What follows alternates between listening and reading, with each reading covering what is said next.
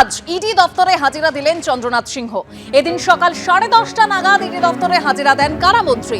4.5 ঘন্টার বেশি সময় ধরে জিজ্ঞাসাবাদ চলছে, অর্থাৎ এখনো জিজ্ঞাসাবাদ পর্ব চলছে।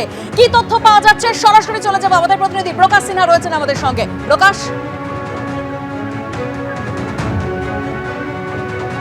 দেখো, ঠিক 10:30টা নাগাদ চন্দ্রনাথ সিনহা মন্ত্রী তিনি সিজিও কমপ্লেক্সের ইডি দপ্তরে এসে পৌঁছন এবং 11টার পর, যেটা ইডি সূত্রের খবর, তাকে জিজ্ঞাসাবাদের প্রক্রিয়া শুরু করেন ইডি আধিকারিকরা।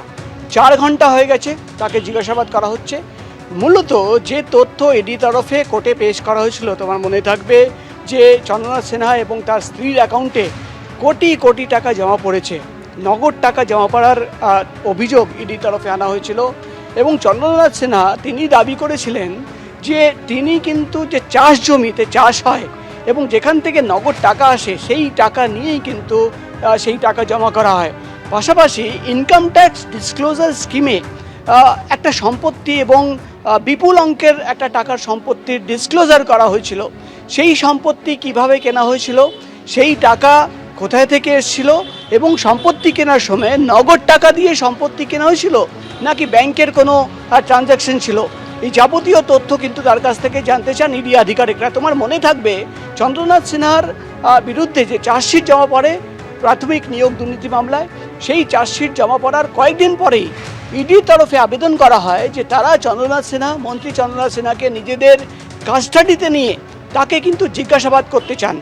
কারণ যেটা ইডি তরফে জানানো হয়েছিল যে বেশ কিছু নতুন তথ্য প্রমাণ, অর্থাৎ চার্জশিট জমা পড়ার পর বেশ কিছু তথ্য প্রমাণ তাদের হাতে এসছে এবং সেই তথ্য সামনে রেখেই কাস্টাডির দাবি। কিন্তু গতকাল বিচারক নির্দেশনামায় তিনি যখন বিচার নির্দেশ দিচ্ছিলেন তখন তিনি বলেন যে চন্দ্রনাথ সিনহার বাড়িতে গত বছর 2024 সালের মার্চ মাসে তল্লাশি অভিযান চালিয়ে 41 লক্ষ টাকা বাজেয়াপ্ত করা হয়েছিল এবং তার 1 থেকে 1.5 বছর পর এই চার্জশিট এবং তাকে কাস্টাডিতে নেওয়ার আবেদন, এই টাইম অর্থাৎ এই গ্যাপ 1.5 বছরের গ্যাপ জাস্টিফাই করা যাচ্ছে না, তাই তাকে কিন্তু কাস্টাডিতে নেওয়া। একদম ধন্যবাদ প্রকাশ। নিয়োগ আটকে থাকার প্রতিবাদে বিকাশ ভবন অভিযান মাদ্রাসা চাকরি প্রার্থীদের, অর্থাৎ 3টি বিক্ষোভের ছবি আপনাদের সামনে রাখবো। প্রতিবাদে বিক্ষোভ দেখাচ্ছেন মাদ্রাসা চাকরি প্রার্থীরা। তাদের যে প্রতিবাদ সেটার কারণ হচ্ছে নিয়োগ আটকে রয়েছে অনেক দিন ধরে এবং সেই কারণেই তাদের এই বিক্ষোভ। 17টা প্যানেল দিয়েছে, 19টা গেল কোথায়? সেখানে আজকে আমরা রাস্তায় 19টা গেল কোথায়? 19টা গেল কোথায়? আমাদের কিছু না, আমাদের সঙ্গে দীর্ঘদিন এর জবাব চাই, কমিশনারের কাছে জবাব চাই, দুটো কালার চাই।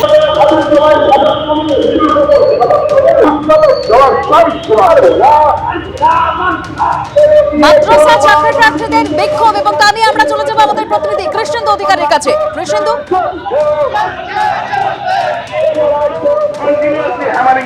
দেখো, বিকাশ ভবনের অদূরে যেখানে এসএসসির চাকরি প্রার্থীরা তারা আছেন, সেখানে আমরা দেখছি তার পাশেই মাদ্রাসা সার্ভিস কমিশনের চাকরি প্রার্থীরা তারা এখানে এসে জড়ো হয়েছেন এবং পুলিশি ঘেরাটোপে তাদের এইভাবেই ঘিরে রাখা হয়েছে এবং তারাও দাবি করছেন যে মাদ্রাসা সার্ভিস কমিশনের সমস্ত জটিলতার নিষ্পত্তি করে টেটের রেজাল্ট পাস করতে হবে, টেটের রেজাল্ট প্রকাশ করতে হবে, তার ডেডলাইন দিতে হবে এবং পাশাপাশি মাদ্রাসার যে 7th SLST আছে, 9-10-এর এই সমস্ত ফাইনাল পরীক্ষা যেগুলো অসম্পূর্ণ আছে তার প্যানেল প্রকাশ করতে হবে।